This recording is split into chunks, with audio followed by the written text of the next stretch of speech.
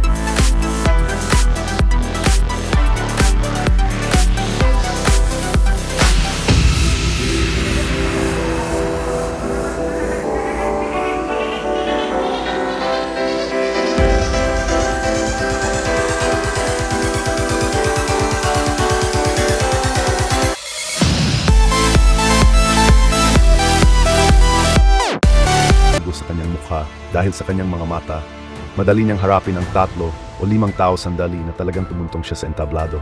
Hindi nangyari ang mga bagay tulad ng inaasahan kay Fu Erman. Hindi siya nagsamantala kahit gaano siya sumuntok. Ang kalaban ay laging madaling makaiwas sa kanyang kahanga-hangang flexibility. Para siyang tangang elepante, sa flexible na pag-iwas at pag-atake ng kalaban, siya ay mukhang clumsy. Sa huli, si Fu Erman ay madaling natumba ng maliit na lalaki. Gayunpaman, ang kanyang sumunod na hakbang ay hindi nakapagsalita sa isang random na suntok na tumama sa sandbag na tumitimbang ng 300 libra. Ang eksenang ito ay nakita rin ng manager. Kaya't pinatigil niya si Fu Erman at nagpropose na gusto niyang maging guro niya. Ayaw din daw niyang masayang ang talento ni Fu Erman kanyang mga kamay. Ano ang ginawa mo? Ito ay kung paano ang manager ay opisyal na naging coach ng boxing ni Fu Erman. Ang coach ay nagpasadya ng isang set ng mga sistematikong kurso para sa kanya. Ang bawat link ay napakadetalye. Si Fu Erman ay nagsanay ng husto araw-araw hanggang sa ang mga alaalang ito ay malalim na nakatanim sa kanyang likas na hilig, ngunit tungkol sa pag-asa. Pagkalipas ng 2 linggo, nagsimulang ipakita ang pagsusumikap ni Fu Erman. Siya ay muling inayos na makipaglaban sa maliit na lalaki.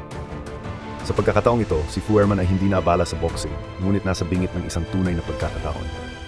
Kumuha talaga siya ng magazine para maghanap ng coach at naghangad na maging world champion tulad ni Freezer. Narinig ito ng coach at tumawa ng malakas. Pagamat natagpuan ng 18 anyos na binata ang kanyang pangarap, hindi siya nasiyahan sa pakikipagkita sa boxing at nais na tumuntong sa ring sa susunod na taon. Hikayat niya si Fu Erman na tumuntong sa lupa at magsanay ng husto para makaipon ng karanasan sa sunod-sunod na laro.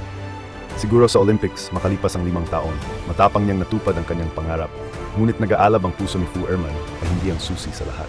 Si Fu Erman ay nagsanay ng husto araw-araw hanggang sa ang mga alaalang ito ay malalim na nakatanim sa kanyang likas na hilig. Ngunit ang tunay na nakakatakot ay nahabang sa kanyang kamanghamanghang lakas at bilis. Sa loob lamang ng 1 taon, siya ay bumangon na parang kometa at himalang tumayo sa singsing ng Mexican Olympic Games. Sa sandaling ito, ang kanyang pangarap ay dahan-dahang nagbubukas. Sa kanyang karera, nakaipon siya ng 203 maluwalhating tagumpay at mayamang karanasan sa kompetisyon na ginagawang misteryoso ang laban na ito sa mga mata ng publiko na sinabi ng mga eksperto na dapat matalo si Fu Erman sa laban na ito ay nahaharap sa isang hindi pa nagagawang hamon ay lubhang mahirap. Ang kanyang coach, ang kanyang mga kasamahan at ang kanyang pamilya ay pawang umiiyak para kay Fu Erman.